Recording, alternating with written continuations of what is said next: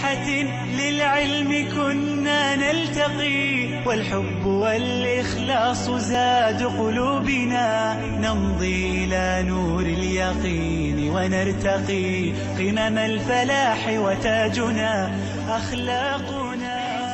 Assalamu alaikum wa rahmatullah, bienvenidos a Consultas Islámicas. Estamos de vuelta con ustedes aquí en Córdoba Internacional TV. Este es su espacio, inshallah, para aprender acerca del Islam y, inshallah, también para resolver sus dudas, sus preguntas relacionadas con la jurisprudencia islámica que conocemos como fiqh. Para ello, tengo el placer de dar la bienvenida al hermano Tawfiq Shiddad al-Haraq. Assalamu alaikum. ¿Cómo has pasado estas fechas? Bien, con la familia, alhamdulillah, la verdad que sí, lo hemos disfrutado bastante bien. Alhamdulillah. Pues esperamos también que ustedes también hayan pasado unos días de Eid, de fiesta, con la familia y con un ambiente de felicidad, inshallah.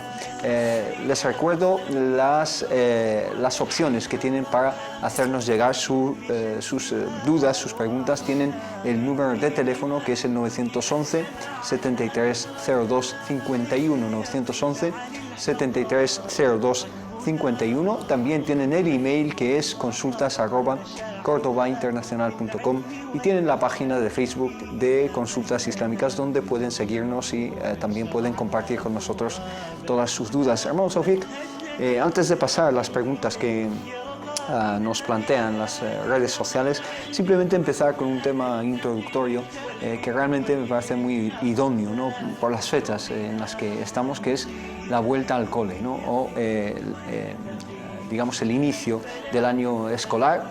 Y ¿qué podemos decir desde Consultas Islámicas tanto a padres como a hijos, hijas, a la comunidad musulmana en general? ¿Qué indicaciones, qué consejos podemos lanzar desde aquí? Hola, alhamdulillah, salatu wassalamu ala maulana rasulillah wa ala alihi wa sahbihi man wala. En el nombre de Allah, el clemente y misericordioso, alabado sea Allah subhanahu wa ta'ala. Paz y bendiciones sobre su último mensajero profeta Muhammad, sobre su noble familia, sus nobles compañeros y sobre todos nosotros que estamos siguiendo sus pasos hasta el día del juicio final. Amén. La verdad es un tema que es sumamente importante y no debemos pasar así a la ligera. Al contrario, la entrada escolar es el inicio de la formación de nuestros hijos. Entra en el apartado, islámicamente hablando, de esta tarbía o de esta educación que tenemos como padres un deber ante Allah subhanahu wa ta'ala, sí, ante la comunidad e incluso también ante la historia. Como padres, el peso de la educación, de la enseñanza, de estos valores que vamos a inculcar a nuestros hijos, es esto, la famosa aliyah, ya alladhina amanu qu anfusakum wa ahlikum naran waquduha an-nas wal hijara. Oh creyentes, o vosotros que creéis, pues debes proteger a vosotros mismos y a vuestras familias. Y ahí está, digamos, el mensaje. Debemos proteger, y esta protección empieza con, pues, cómo educamos a nuestros hijos, qué valores, cómo los vamos a enseñar. Y el hadith de nuestro amado y querido mensajero profeta Muhammad, que todos quizás conocemos, pero muy pocas veces lo llevamos a la práctica, kullukum ra'in wa kullu ra'in mas'ulun an ra'iyatihi. Nos dice, nos ordena incluso nuestro amado y querido mensajero Muhammad, la paz sea con él. Todos y cada uno de vosotros es un pastor, y cada pastor es, de una manera gráfica, es responsable de su propio rebaño. Tiene una responsabilidad, ¿no? Sobre todo empezó el profeta Islam después quizás por el cargo político, el emir o el jefe o el presidente, pero también el profeta Islam citó como ejemplos el padre y la madre, y cada uno pues tiene pues que cumplir con esta responsabilidad. Y la educación pues juega un papel pues muy importante. Muy bien. Ante esta introducción a la responsabilidad como padres y como madres, ¿cómo podemos llevarla a cabo? ¿Cómo podemos hacer un seguimiento a los hijos para llegar al éxito y a las buenas notas, que es lo que más importa? Sí, que todos anhelamos y esperamos. Pues primero sabemos que en nuestro Estado de Derecho, en este caso pues el español, la educación, digamos, obligatoria entra desde pues las edades que el marco jurídico ha marcado, desde el colegio a partir de esta edad de 5 o 6 años hasta pues el bachillerato o la universidad. Esta edad es, digamos, la educación es totalmente obligatoria. En este caso, pues como ciudadanos musulmanes españoles, europeos que somos, pues debemos cumplir con esta obligación y debemos llevar a nuestros hijos a los colegios públicos que todos pagamos con nuestros impuestos, o en el caso, para las personas que tienen, digamos, ciertos medios económicos, también está la opción de los colegios privados y, por supuesto, está también los colegios concertados dentro de lo que es el reglamento español.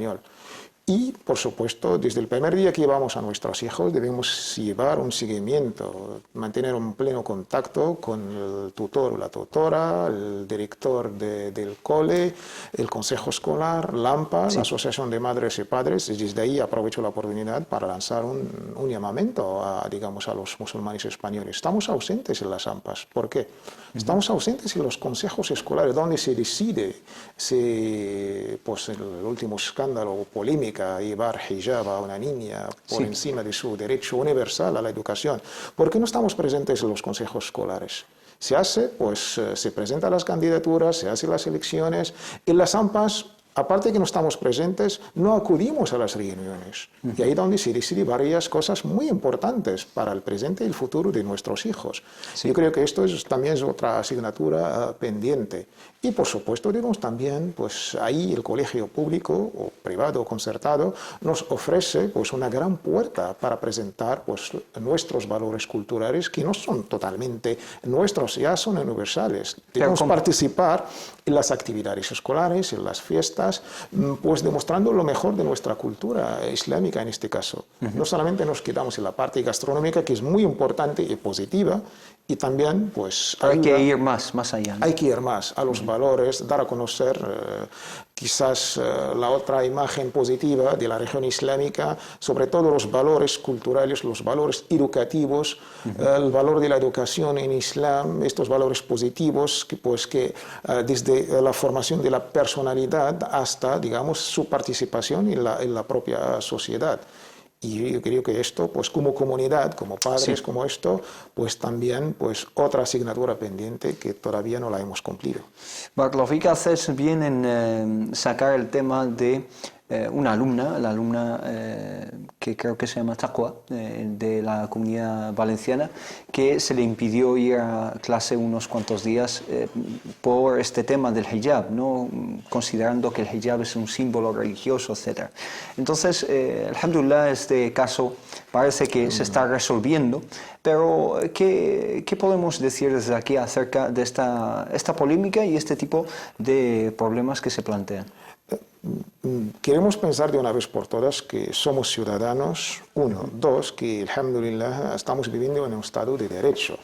Y de ahí se está hablando de derechos, pues nuestra Carta Magna, en este caso es la Constitución Española, a partir de quizás sus primeros artículos, ya deja claro que el Estado es aconfesional, y en el artículo 16, que en este caso y que más tiene que ver con el tema, nuestra libertad religiosa está totalmente garantizada. Y yo me pregunto, ¿cómo voy a garantizar o cómo voy a disfrutar de este derecho, garantizar mi libertad religiosa? ¿Está garantizada dentro de mi casa, ahí que nadie me ve, o la voy a garantizar pues de una manera pública? Esta visibilidad del Islam, de mi libertad religiosa, yo creo que en este caso va el artículo 16. Mi libertad religiosa, en mi manera de vestir, en ir a una mezquita para rezar, esto, gracias a este artículo, disfruto como ciudadano musulmán pagando mis impuestos. De ahí a un colegio o un instituto, pues sobrepasa o incluso pues contradice el artículo 16, sin ir más a la ley de 1980, la ley de la libertad religiosa, sin hablar de los acuerdos del 92, sin hablar de los artículos de la UNESCO, y España es un miembro muy importante, sin hablar de los derechos humanos de 1948. Yo creo que todo esto no lo podemos ya borrar por una decisión de un director o un colegio, al contrario. Debemos cumplir los derechos humanos y debemos apelar a la convivencia. Estamos en un estado pues, de derecho multiconfesional, multilingüístico, y esto nos brinda una riqueza, al contrario. Esta, digamos, diferencia, diversidad, pues la que garantiza esta coherencia, esta convivencia y lo que todos queremos hablar de una vez por todas, esta ciudadanía. Todos pues somos ciudadanos, pues hay que hablar de derechos y de obligaciones y dejar aparte pues las culturas, las creencias, las religiones y hablar de lo que más quizás nos une en vez de hablar de cosas que nos separan. Barakallahu fik, si quieren llamarnos en directo y plantear sus preguntas o incluso comentar cualquier tema que se trata aquí, tienen el número de teléfono que es el 911 73 02 51 91 173 02 51. Hermano Taufik, te planteo algunas preguntas que nos llegan a través de las redes sociales. Wasim, desde Madrid, nos dice lo siguiente. Dice, Salam alaikum, soy de Madrid, les felicito por el programa. La primera pregunta es que tengo una pequeña empresa y un trabajador que se ha ofrecido para que haga un trabajo, resulta que no sabía hacerlo. Y esto ha resultado en que se gastó este hermano, mucho dinero y material y no llegó, digamos, a buen puerto ese trabajo. Y dice, mi pregunta es, ¿tengo que pagarle sus días de trabajo o no a ese trabajador? Muchas gracias y un saludo, nos dice. Esta sección del Islam, pues, sí. Depende de qué tipo de contrato, o digamos, este contrato que se ha hecho, los artículos. Sí. Y ahí la norma es, al muslimuna inda shurutihim, los musulmanes deben cumplir las condiciones. Sí. Yo no conozco las condiciones de este contrato, de ahí, si hay condiciones que debe cumplir, pues independientemente, pues el trabajador debe cumplir. Si no cumple, pues tiene que descontarle del salario según el contrato que está establecido entre ambos. Incluso la escuela Hanbali ha ido mucho más allá. Hablo de cierto daman que tiene que recuperar, o como si estaba en garantía. Si él pues no lo ha hecho bien, pues debe incluso pagar. ¿Quién? El trabajador debe de indemnizar a la empresa por ese material, ¿no? Pero esto depende, digamos, del contrato que tienen entre ellos. Ajá. Entonces, si es un contrato por obra o por jornada, ¿no? Tienen que ver ese tipo de condiciones. Exacto. Y según el contrato, pues si yo te contrato para hacer esto, él aceptó y firmó, si no ha cumplido, tiene todo el derecho el dueño, el encargado en este caso, pues de descontarle de su salario porque faltó a lo acordado. Pero normalmente los contratos son por días trabajados, no por el trabajo realizado, ¿no? Depende, hay contratos de 6 meses de prueba, de 1 año, del tiempo que tienen. Pero las condiciones del trabajo en este caso se deben cumplir. Muy bien, Barakallahu Fik. Entonces simplemente le decimos al hermano que nos pregunta desde Madrid que tiene que ver las condiciones del contrato que le une a este trabajador y dependiendo de ello pues que lo decida. Simplemente que cumpla las condiciones de ese contrato. Marta nos dice lo siguiente, dice, Salam alaikum, hermanos, mi nombre es Aya, porque es una persona que ha regresado al Islam, nos dice, alhamdulillah, y quería haceros 3 preguntas. La primera dice, ¿es cierto que la mujer puede ir muy de vez en cuando al cementerio para recordar la muerte? Me preguntaba si yo podría ir a un cementerio cristiano donde están sus familiares. Por supuesto que sí, puede ir, alhamdulillah, no hay ningún problema, pero hay que corregir la esencia de la visita. No vamos a visitar a los cementerios en sí, sino vamos por una razón que nos hacen, y lo ha dicho muy bien la hermana, recordar la muerte, recordar la vida en el más allá, hacernos meditar qué hemos hecho en esta vida. A todos, inshallah, nos va a llegar nuestra hora, qué obras nos vamos a encontrar con Allah. Este es el objetivo de ir a visitar a los cementerios. E incluso si no son, digamos, cementerios de difuntos musulmanes. El imam Muslim con otros narra en su libro, el auténtico Sahih, que el profeta Muhammad sallallahu alaihi wasallam pues visitaba a su madre. Incluso pues decía al final del hadith, kuntu nahaytukum an ziyarati al-qubur, al-ana fazuruha. En un tiempo el profeta sallallahu alaihi wasallam, manteniendo las creencias, el estado de los nuevos musulmanes, la idolatría y todo esto, prohibía la visita a todos, no solamente a las mujeres, a todos de visitar a los cementerios, pero después lo ha abrogado, pues lo ha permitido. ¿Para qué? Para haceros pensar y meditar en la muerte, en la vida, en el más allá.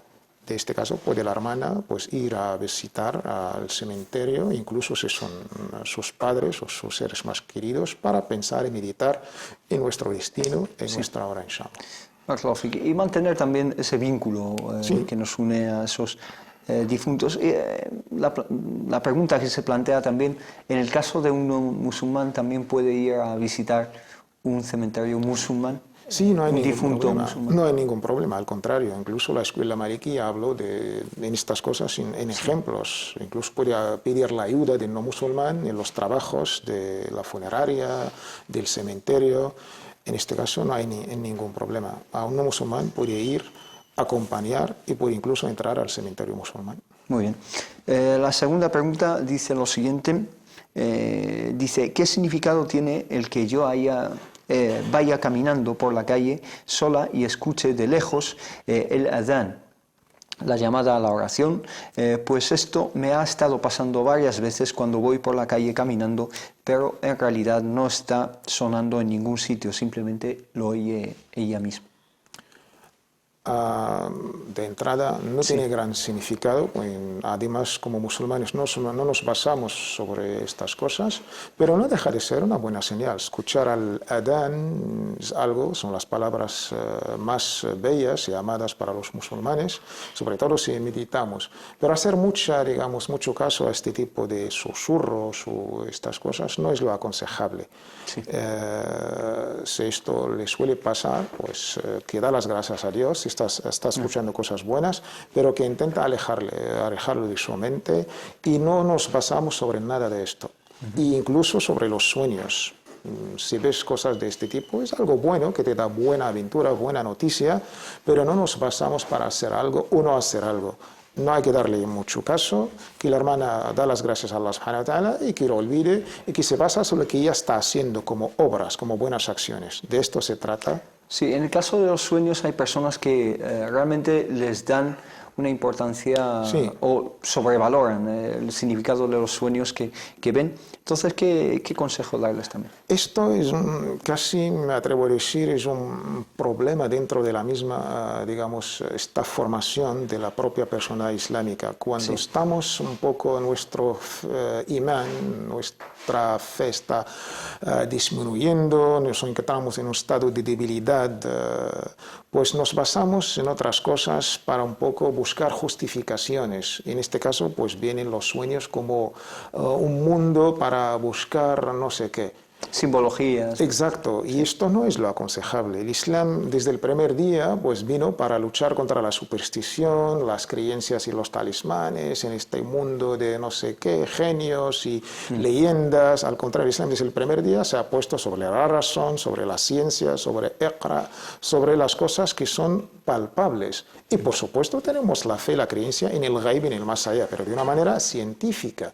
Profetas las rechazó todas las creencias paganas que se basaban sobre la superstición, sobre este de color o este no sé qué. Sí, que digamos, incluso hablan de la fortuna, de la suerte. No, el Islam es científico desde el primer azar. día. Rechazó todas creencias falsas, el azar, la superstición. Al contrario, el Islam se basa sobre las obras, las creencias. En el ámbito de los sueños, sí, los sueños existen en el Islam. El Islam reconoce los sueños, pero más o menos los divide en tres tipos. Hay cierta tipología de los sueños y la debemos entender. Y sabemos que todo está en las manos de Allah subhanahu wa ta'ala. Que mueve el mundo es Allah subhanahu wa ta'ala. Y esta fe, esta creencia es muy importante y porque moldea nuestra personalidad islámica. Porque somos siervos de Allah subhanahu wa ta'ala. Si tenemos a Allah como creador, de la misma manera Allah es quien mueve todos los hilos de este mundo y está nuestro decreto divino y debemos obrar y trabajar. De los sueños, hay sueños pues de algo, pues nos trae mubashirat, nos trae unas buenas aventuras, unas buenas noticias, pues nos alegra. Y debemos ir a una persona devota, de buenos modales, de cierta cultura islámica, que nos interpreta de la mejor manera posible este sueño. Pero tampoco no debemos basarnos a hacer algo o no hacer algo en nuestras vidas. Decidir. Exacto. Ahí, no, lo que debemos basarnos es el libro de Allah y la auténtica sunna. Y el otro tipo de sueño es quizás pues, después de un estado de malas noticias, de ciertas disputas con una persona o te han echado el trabajo. Hay cierto, digamos, digamos, estado emocional bastante anímico. Esto también, de una manera, ya está dicho en la psicología, en la psicoanálisis, afecta también en este mundo inconsciente, y por las noches quizás vemos estos tipos de sueños. Se exteriorizan. Exacto, se manifiesta en los sueños. No hay que darle ninguna importancia. Al despertarnos por la mañana nos aconseja nuestro amado y querido mensajero Muhammad, la paz y con él, girarnos a la izquierda y, digamos, expirar sin saliva 3 veces y decir la famosa frase A'udhu billahi minash shaitanir rajim, me refugio en Allah del maldito Satanás, y no nos va a afectar para nada. Y el otro tipo de sueño es las cosas malas, las cosas obscenas que vemos en los sueños, pero esto también es fruto de nuestro estado anímico, psicológico. De la misma manera, no hay que contarle a nadie, no hay que tener miedo y tampoco nos basamos en él, nos giramos a la izquierda. Simplemente esos soplos. Soplos sin saliva y decir la frase A'udhu billahi minash shaitanir rajim y no contarlo a nadie y no nos va a afectar para nada, inshallah. Inshallah. La tercera pregunta dice, me encantaría que me dijerais qué valor tiene para Allah una persona que ha regresado al Islam, porque se suele decir que son, entre paréntesis, dice, mejores en cuanto a práctica y fe. Muchísimas gracias, Barakallahu fikum, por vuestro tiempo y vuestra dedicación. Esta pregunta me gusta, la verdad, hay que matizarla. Sí.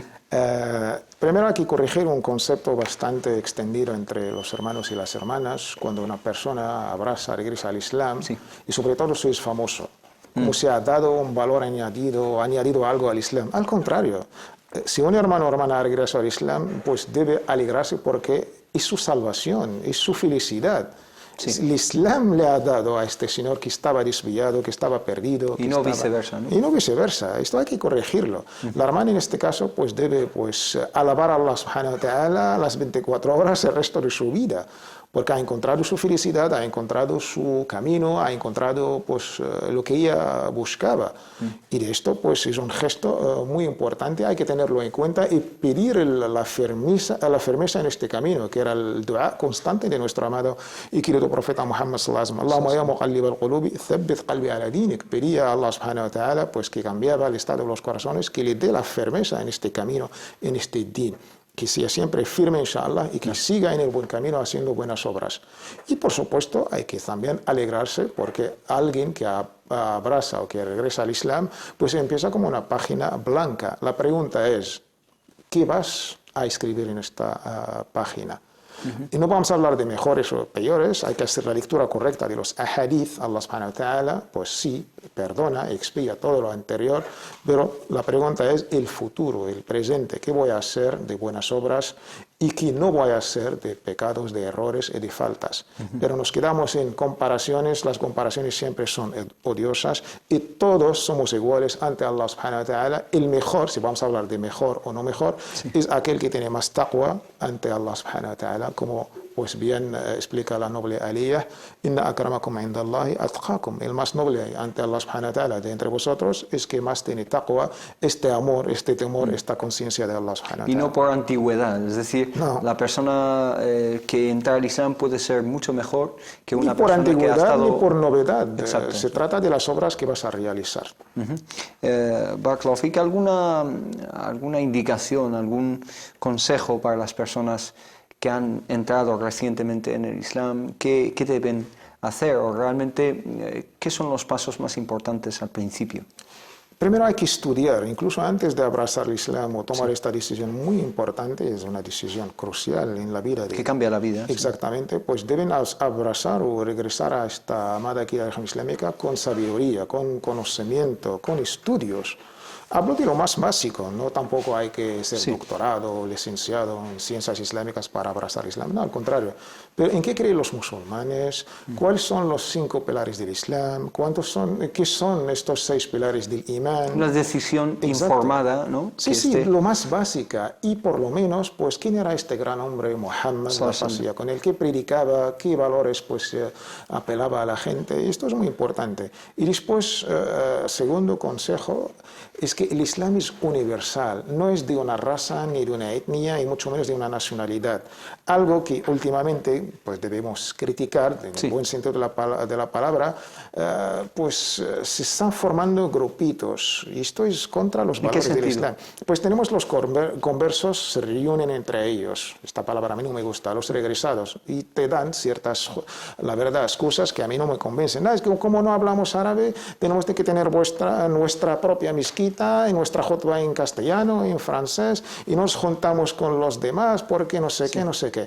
Estos son, yo creo que la hermandad islámica va en contra de estos guetos. Al contrario, debemos abrazar el Islam de la misma manera, pues vamos a ser miembros de esta gran familia.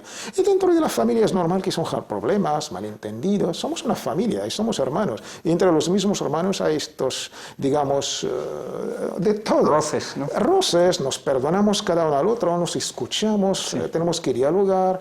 Y el Islam no es de una etnia de los árabes, o los árabes saben el libro sagrado, son mejores que nosotros. Yo pensaba que cuando mencionaste la palabra grupitos o realmente cuando hablaste de la universalidad del Islam, que el Islam no pertenece a una raza, a una nacionalidad, a una lengua determinada, pues pensé que ibas a indicar que una persona cuando entra al Islam no tiene que cambiar incluso su forma de vestir necesariamente, es decir, no tiene por qué vestir ya un inglés como un árabe o esto es la crítica al otro como... bando que debemos hacer también. Sí. Hay gente que presenta el Islam con cierto bagaje cultural. Exacto. Presenta mucho más cultura de su propio país y ojalá si fuera valores culturales positivos. Sí. Son cosas de su propio país, lo mezcla con el Islam o con la religión e invita a estas tradiciones. Tiene que vestir como él o como ella y esto no se hace, esto se hace. De esto te puedo contar no sé cuántos ejemplos. Sí. Y no tienen nada que ver con el Islam. Pues esto también hay que hacer.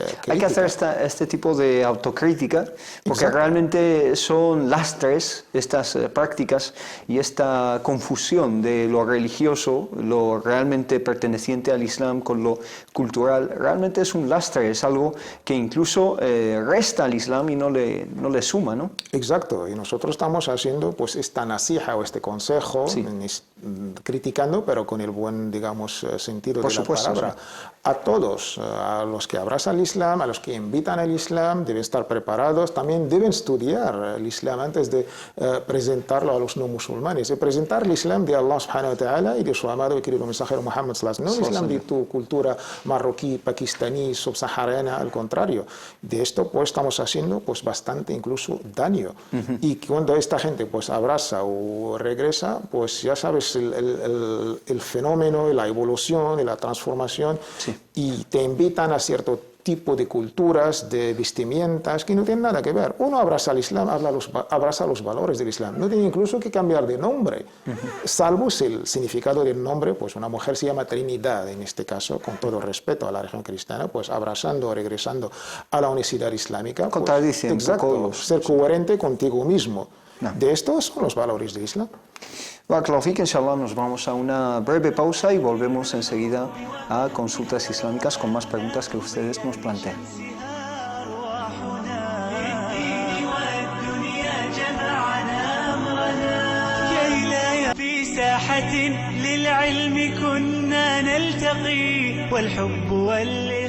Assalamu alaikum wa rahmatullah, bienvenidos de nuevo a Consultas Islámicas de hoy lunes 19 de septiembre, 17 ya de Dhul Hijjah. Nos estamos acercando al final del año lunar, el año islámico 1437. Hermano Tawfiq, una pregunta simplemente relacionada con estas fechas también, la vuelta del Hajj, ¿no?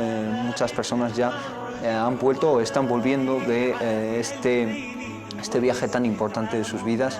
¿Qué lecciones, qué conclusiones pueden sacar y cómo pueden volver a introducirse de nuevo en el día a día, ¿no? Sí, la verdad que sí, estando en estos días tan benditos y sagrados del último mes de nuestro calendario Hijri, que es Dhul Hijjah, el viernes pasado me ha pasado una anécdota en la mezquita donde fue a dar la khutbah. hablé de esto y entre amigos estamos comentando, pues Dhul Hijjah es uno de los meses benditos y sagrados doblemente. Y me preguntó el hermano que estaba al lado, ¿por qué doblemente? Porque es uno de los meses del Hajj, Shawwal, Dhul Qa'dah y Dhul Hijjah, el noveno, el décimo y el undécimo en nuestro calendario, y también es sagrado y bendito por ser uno de los 4 meses sagrados, que es Rajab, Dhul Qa'dah, Dhul Hijjah y Muharram. El séptimo, que es Rajab, y siguiendo pues el orden 11, 12 y el primero, que es Muharram. Sí. Y la pregunta era, sabiendo la importancia, la sacralidad de estos meses y las obras que se hacen dentro de estos meses, y de la misma manera las faltas que se cometen y su gravedad ante Allah subhanahu wa ta'ala, a nuestros hijos saben, si les preguntas, hijo, ¿cuáles son los 4 meses sagrados? ¿Y cuáles son los 3 meses del Hajj? Me contestaba el hermano, si a los padres no saben. Sí. Entonces, ¿qué estamos educando a nuestros hijos? Y luego nos quejamos a nuestros hijos de lo más, digamos, un poco básico, y además de una manera muy querida para los niños. Los números, los meses, ya no voy a preguntar que me digan todo el calendario, desde Muharram hasta Dhul Hijjah, que también es importante. Pues a los hermanos que Allah subhanahu wa ta'ala le ha brindado la oportunidad de visitar a su casa, de ser huéspedes de Allah subhanahu wa ta'ala, solo esta frase, eres huésped de Allah subhanahu wa ta'ala, pues debes mantener el significado, el concepto. Eres un huésped de Allah subhanahu wa ta'ala, has cumplido con uno de los pilares, que es el Hajj, la peregrinación, pues hay que dar pues imagen, hay que plasmar estos valores. De verdad has vuelto como un, digamos, recién nacido, como alguien que ha vuelto a nacer, alguien que ha venido de estas tierras con estos valores del sacrificio, de la paciencia, del amor. Eres un hajj, eres un peregrino, pues debemos ver los valores del hajj en tu conducta, en tu habla, en tu tratamiento, en tus transacciones, y de esto se trata. Barakallahu fik, que por supuesto que de eso se trata. Cualquier adoración, cualquier pilar de los pilares del Islam, pues no está ahí en vano. Tenemos al teléfono al hermano Uthman desde Ceuta. Salamu alaikum. Wa alaikum salam wa rahmatullah. Adelante, hermano. Quería hacer una consulta sobre un libro Sí. que es de Khalid ibn Walid, que se llama La espada de Dios. Sí, acerca de él, ¿no? Acerca del libro. Lo he comprado y en la serie que está disponiendo en la cadena sobre Omar ibn Khattab, radiyallahu anhu, Sí. Creo que también sale. Creo que o era un combatiente, si no me equivoco. Sí, es un compañero del profeta sallallahu alaihi wasallam, un sahabi. Sí. Yo lo veía más como combatiente. Ajá. Y la otra pregunta es, el hermano Tawfiq sabe que tengo una incontinencia fecal y urinaria, Sí. y referente a que hay un brote de gastroenteritis, sigo todavía con esa incontinencia fecal que no puedo retener. Sí. Y sigo todavía pensando en ese miedo de que el rezo, digamos, que no sea aceptado o Sí. no sé. Ajá. ¿Usted hace el wudu con Yo normalidad? normalmente hago tayammum. El tayammum, sí. Sí, hago tayammum porque el wudu me Sí, cuesta más. sí. Me cuesta más y hago el tayammum. Entendido. Y ese es mi miedo de que el salat no sea aceptado. O no sea válido en este caso. Sí, no sea válido, sí, por mucho que hago dua, o por mucho que Sí. hago dua, le pido mucho a Dios, por el shifa y... Entendido. Que Allah subhanahu wa ta'ala le cure. En cuanto al libro, la primera pregunta, ¿cuál es la pregunta en concreto? ¿Qué opinión tenemos de ese libro? Sí, saber sobre ese libro, saber más sobre, digamos... ¿Usted sabe quién es el autor? El autor del libro. O sea, saber más sobre Khalid ibn Walid. Sí. Y el título del libro pone La espada de Dios. Sí, Sayfullah. Sí, es lo que yo quería saber más del libro. No conoce muy bien el autor, así que... Sí. Concretamente es eso. Barakallahu fik, hermano Uthman, un saludo. Assalamu alaikum. Bueno, 2 preguntas, una acerca de uno de los compañeros del profeta Muhammad sallallahu alaihi wasallam, sahabi, el Jalil Khalid ibn Walid, que Allah esté complacido con él. quizá el hermano Osman no conoce muy bien la figura de Khalid ibn al-Walid. Háblanos un poco de esta figura que es una de las más grandes en la vida del profeta Muhammad sallallahu alaihi wasallam y uno de los hombres más eternos que ha rodeado al profeta Muhammad sallallahu alaihi wasallam, y un poco de este libro, si tienes alguna información acerca de él.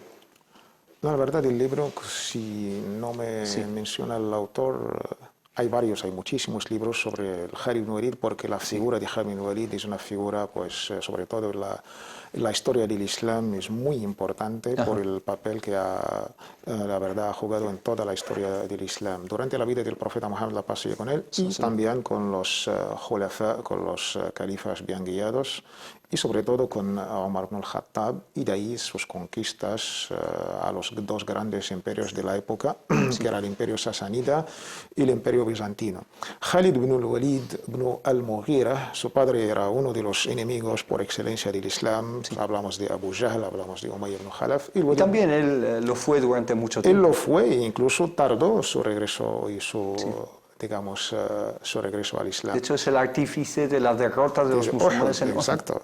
Pues Khalid ibn Walid era uno de los jóvenes más inteligentes, de una familia noble, rica, y su padre era uno de los líderes de la tribu de Quraysh, y con el profeta sallallahu alaihi wasallam se enfrentó varias veces. Incluso era el padre, a veces pues iba de un extremo a otro, y tenemos más de una sura valía coránica que mencionaba al padre el diálogo que hubo entre el profeta Muhammad, la paz y con él, el Mughira, el Walid ibn Mughira, y su hijo, en este caso, pues ser hijo de quien, digamos, su estado intelectual y todo esto, y muchísimos nobles compañeros se extrañaban porque Khalid ibn Walid, por lo inteligente que es y por su formación, sabía la lectura y la escritura, no abrazaba al Islam.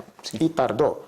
Incluso cuando ya después de la emigración de Mecca al Medina, los musulmanes se instalaron en el Medina Munawwara, y con la primera batalla Badr, ya sabemos la victoria de los musulmanes, y justo después hubo la segunda batalla, que es la batalla Uhud, y ahí Khalid ibn Walid ha tenido mucho que ver con la derrota y con aquellos 70 mártires de los nobles sahaba. Sí, porque tenía una visión porque era, digamos, el líder, un gran estratega, y tardó hasta, digamos, Fathu Mecca, hasta la conquista de Mecca, y abrazó el Islam, pero desde el primer día que abrazó el Islam, él juró, pues más o menos, de intentar, más o menos, entre comillas, borrar su pasado anti-islámico, y ha sido siempre al lado del profeta Muhammad sallallahu alaihi wasallam en las batallas, y sobre todo destacó su papel en una de las últimas batallas, en la batalla de Mu'tah, y gracias a él, contra los bizantinos, gracias a él se salvaron los musulmanes,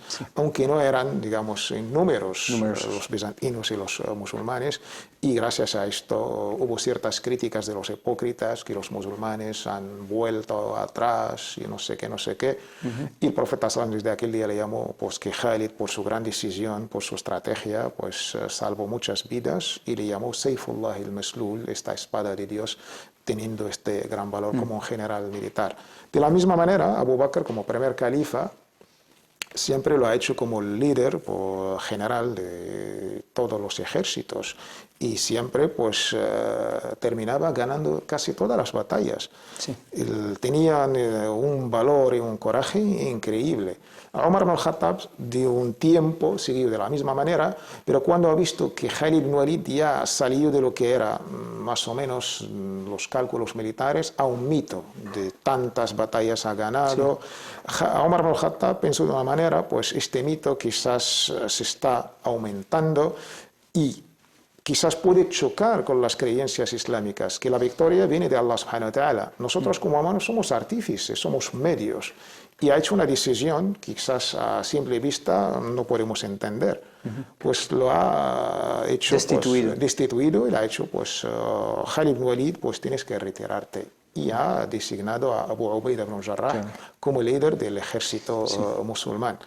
Y la grandeza y la lección que podemos sacar, que Khalid ibn Walid, siendo lo que es, al contrario, aceptó con toda humildad y acató con toda humildad la decisión del califa Umar ibn al-Khattab.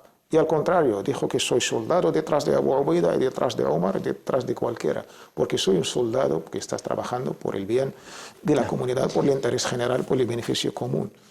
Y así ha sido este gran hombre, noble en sus batallas, noble cuando se retiró y cuando también pues, se encontró con Allah subhanahu wa ta'ala, que Allah esté complacido con él.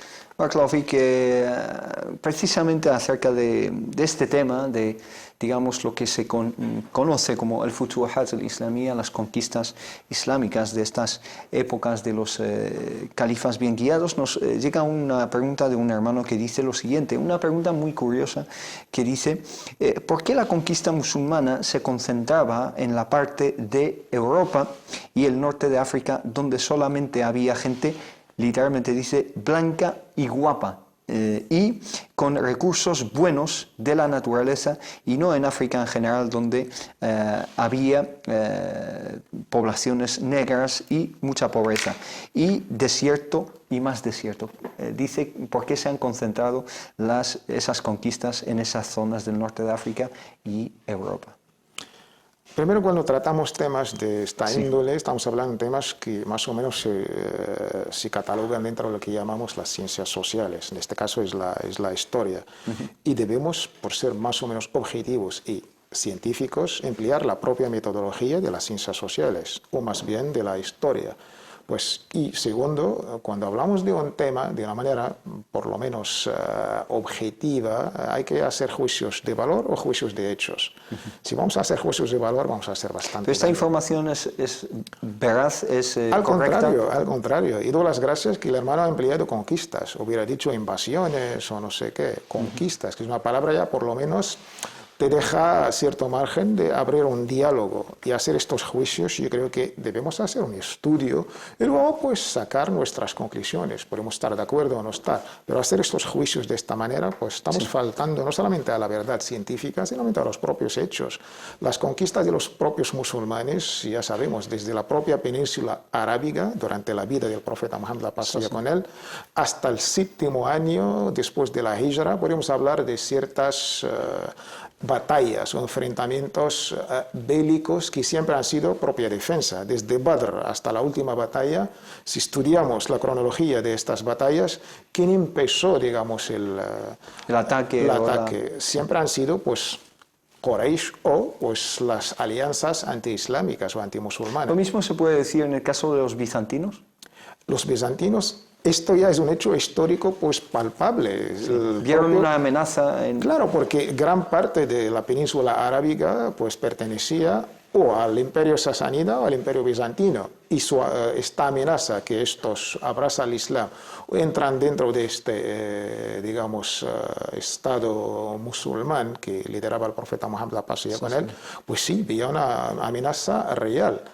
Y de ahí hasta, digamos, la batalla de Khaybar podemos hablar de ciertos enfrentamientos bélicos, pero después todas o casi muchísimas pues, tribus, ciudades aceptaron el Islam de una manera pacífica. Los nobles compañeros que salieron de esta manera, lo que el hermano llamó conquistas o futuhat, pues sabemos que la mayoría pues, no han sido bélicas o guerras, sino al contrario.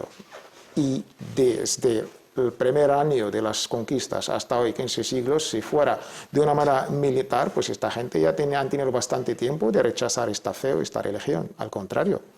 Segundo, pues estas conquistas islámicas durante los 4 califas, si hablamos de estas zonas, por el mundo que se conocía en aquellos tiempos. El mundo de aquellos tiempos era más o menos este lago del Mediterráneo, donde todas las culturas, civilizaciones, podemos hablar desde los fenicios, cartagenos, griegos, romanos. El mundo que se conocía era esto. África o los subsaharianos no entraban en este mundo, o incluso atrás del Atlántico había gente, no había gente, se llamaba incluso el océano o el mar de las tinieblas. hacer estos juicios, yo creo que no estamos haciendo una lectura histórica de los propios hechos. Hombre, también deja fuera de la ecuación Asia, ¿no? Porque también hubo una extensión hacia el vacío de poder que dejó el imperio sasánida. Pero ¿Y bueno, por qué los musulmanes, gente blanca o guapa, en qué sentido? El sentido hoy de los ciertos ideologías un poco... No, y también la pregunta en sí reduce la atracción física a los blancos y no a los negros, pero esa es otro... Eso es un término ya otro tema bastante interesante. Estos países que tú acabas de citar, Indonesia, Malasia, Afganistán, estos grandes países, pues las conquistas ahí, en términos de conquistas, no llegaron. Al contrario, eran comerciantes musulmanes que iban a hacer pues su comercio, la ruta famosa de las caravanas, y estos comerciantes, por su buen comportamiento, por sus modales, han dejado huella y esta gente han aceptado el Islam. Hay musulmanes, ahora el país musulmán más grande es Indonesia. Pues ahí no llegó ningún conquistador, para entendernos. Entendido, sí. Barakallahu fik, la segunda pregunta del hermano Osman desde Ceuta, que sufre esa enfermedad de incontinencia, ¿qué le podemos decir? ¿Su salat, su rezo es válido o no válido? El hermano debe tener la conciencia tranquila. Entra lo que los sabios denominan ahlul a'dhar, tiene su excusa, y esta excusa es bastante válida. Alhamdulillah, que opta por los permisos, por todos los permisos que Allah brinda. Y un concepto muy islámico, Allah... ¿Cómo cuáles? ¿Tayammum en vez del...? Tayammum, optar por la limpieza seca en vez del agua. De la misma manera, por el estado del janaba y por el wudu, por la ablución, las dos cosas. Si de verdad el agua le presenta cierto daño. También puede optar en rezar en su casa, incluso en su... sentado, ¿no? Sentado, optar por la mezquita y que va, no sé qué, molestar a los fieles que está rezando por el olor o por otra cosa, pues que reza en su casa, alhamdulillah. Tiene todos los permisos de Allah subhanahu wa ta'ala y que disfruta de estos rezos o de estos permisos, porque Allah subhanahu wa ta'ala, de la misma manera que nos ordenó pues cumplir con sus mandamientos, de la misma manera también nos ha regalado, nos ha brindado sus permisos. Esto es un hadith del profeta Muhammad sallallahu alaihi wasallam. Inna Allah yuhibbu an tu'ta rukhasuhu kama yuhibbu an tu'ta azaimuhu.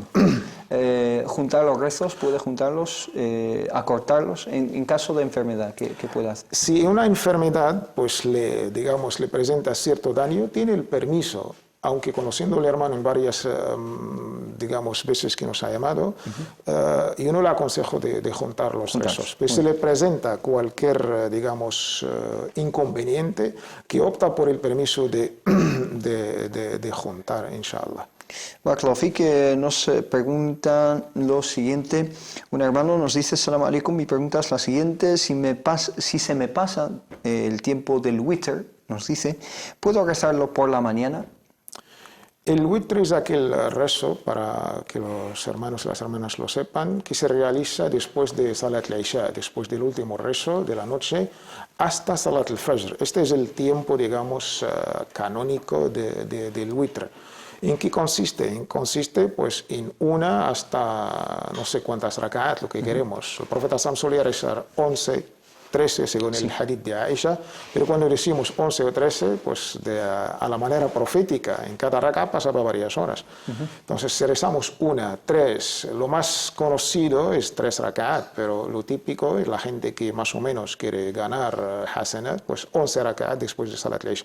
Por una razón u otra, pues no ha podido cumplir con este witr. Sí está permitido recuperarlo después, ya en el día siguiente. Y la opinión del Jumhur, de la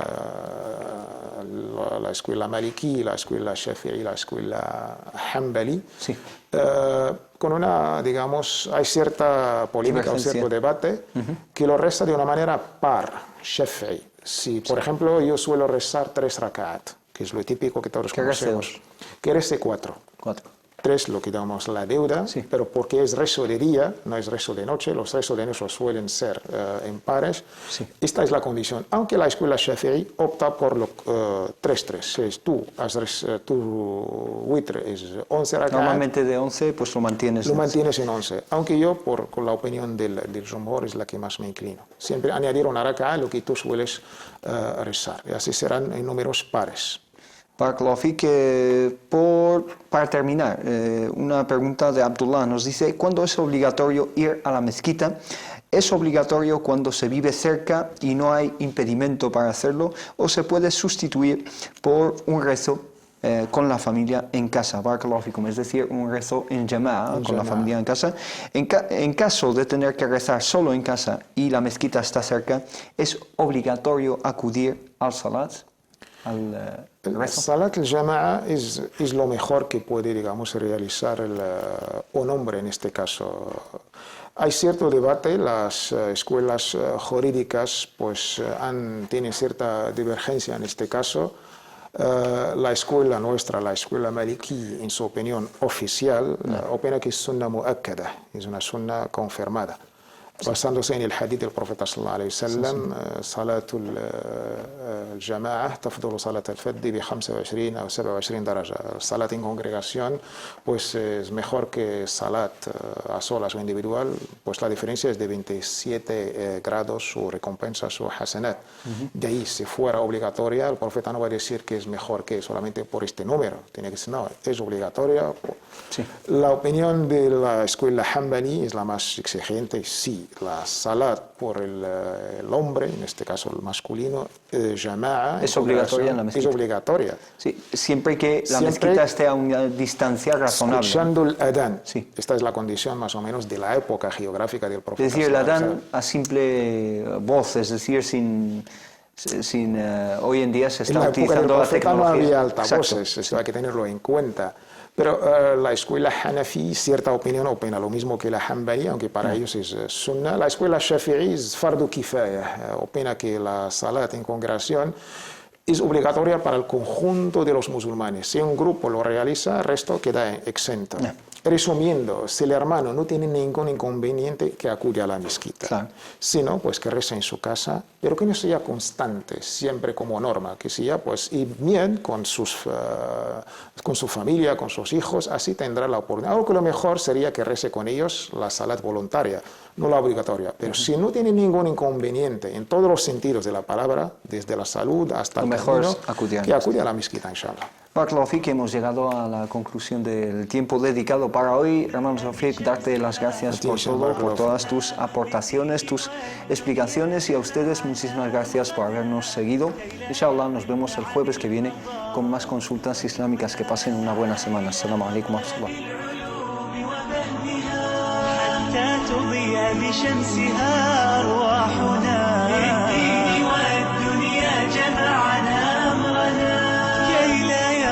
عن الحضارة ركبنا ومعلمات كم أضأنا مشاعلا للعلم والأخلاق في